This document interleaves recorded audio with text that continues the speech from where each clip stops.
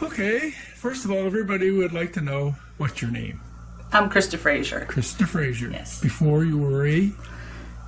Womble. I think there for a minute. That's okay. Where do you live? I live in Glen Margaret Right. on the Peggy's Cove Road. Best place to live, right? Yes, it is. So, when did you start this?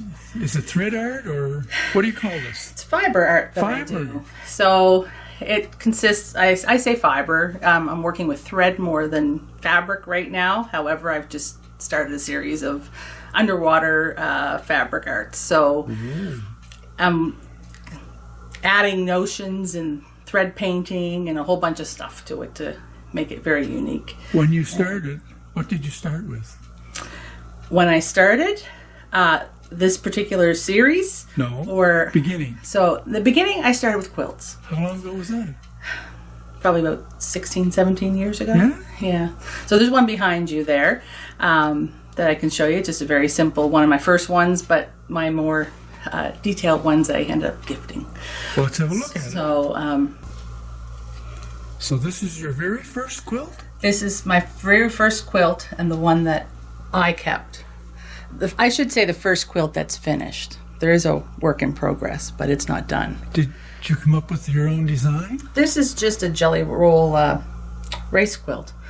What does that mean? So a jelly roll is a bunch of fabric you buy in strips. It's already pre-cut 2.5 inches by roughly 42 inches long, and you sew them all together and in one great big long string. Yeah. Then you start back stitching them all together to make a fabric out of it.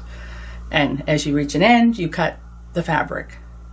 And then you just simply put a border on when you're done and quilt it if you like. And away you go. It's your jelly roll race quilt. Okay. And they're known to be able to be done in a day. Did you? No, it took me a couple days. So after you finish this one, then what? Well, I did, everybody wanted a quilt in the family pretty much. So I did a bunch of quilts for my immediate family, gifted those over the years. They take a while to do. Some of them are quite detailed, and I work full time and 3 kids, so it takes a bit to finish them. But then I decided to go into art quilting. So, how long ago was that? Oh gosh. I'll say in the last 10, 12 years. Yeah? And so I started doing smaller 5x7 art quilts to be able to share with people. Quilts? Yes. They weren't like... They're an art quilt, they're framed, they're matted, and they're just small. Okay. So it's a bunch of fabric. Yeah. So there's a couple right here. Let's have a look. These are your first ones? These are some of the first ones, yes. And you kept them? Yes, I do offer them for sale. A lot of them have sold, but these 2 haven't gone yet. This is beautiful. Thank you. That one's my favorite. Is it? Yeah. So you're not going to sell it? Well, probably not. So tell me about these. So that is a thread painting I've done off of a photograph. That's thread? Yes. What about the sky? The sky is a transfer of the photograph onto fabric. Oh, is that right? And then I thread painted all the fold in. You must have patience. Same with this? Yes. That's all? Near Camp in Cape Breton. That's a art quilt mixed media with some shells and driftwood added. That's real shell? Yes. Oh. Oh, look at this.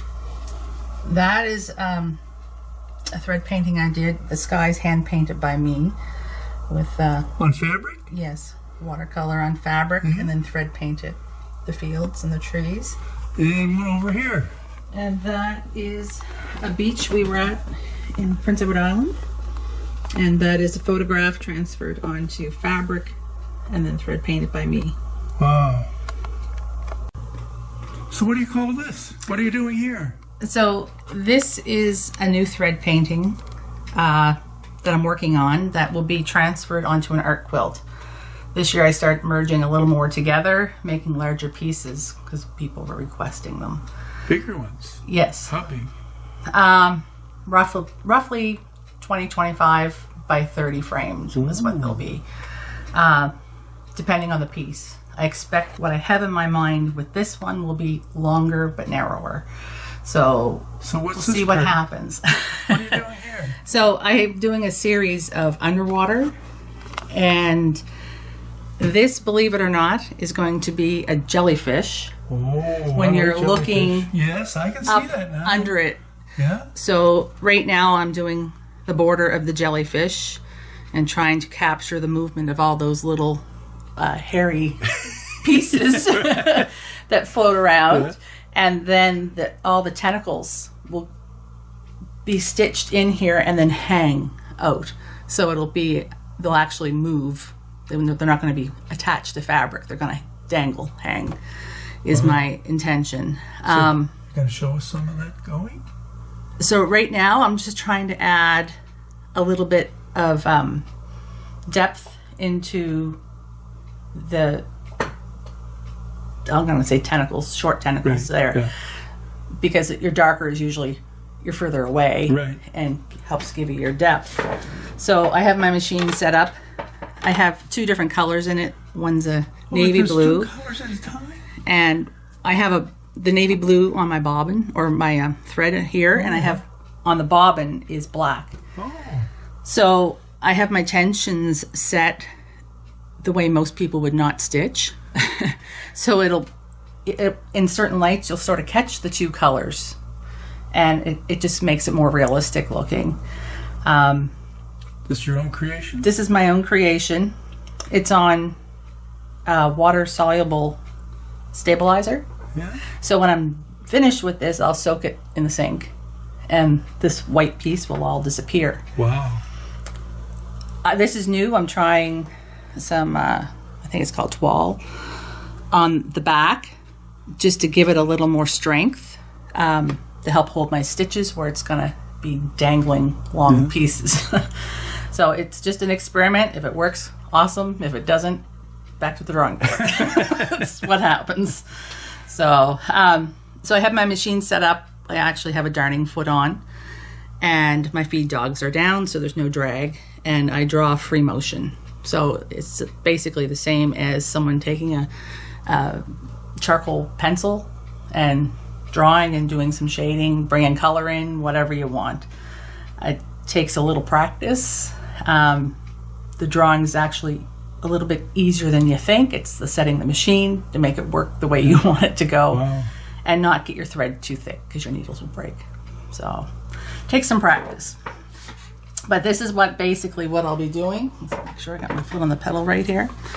And I have it in the hoop. I'm just going to stitch and sort of follow where I want. I don't want to go in perfectly straight lines because I don't know any jellyfish that's straight.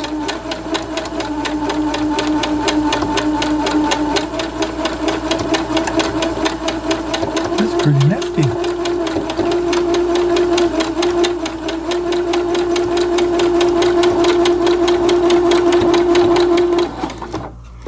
So then I just sort of look back and see, okay, it looks one way when you're up close to it, right. And when you step back from it, it looks different again. I always find you'll get just a little like art. Yeah, exactly.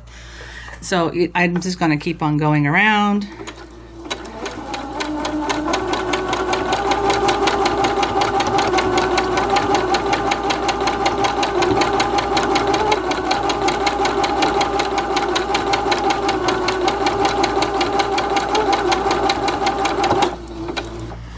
Stop every now and then just to check it. Yes.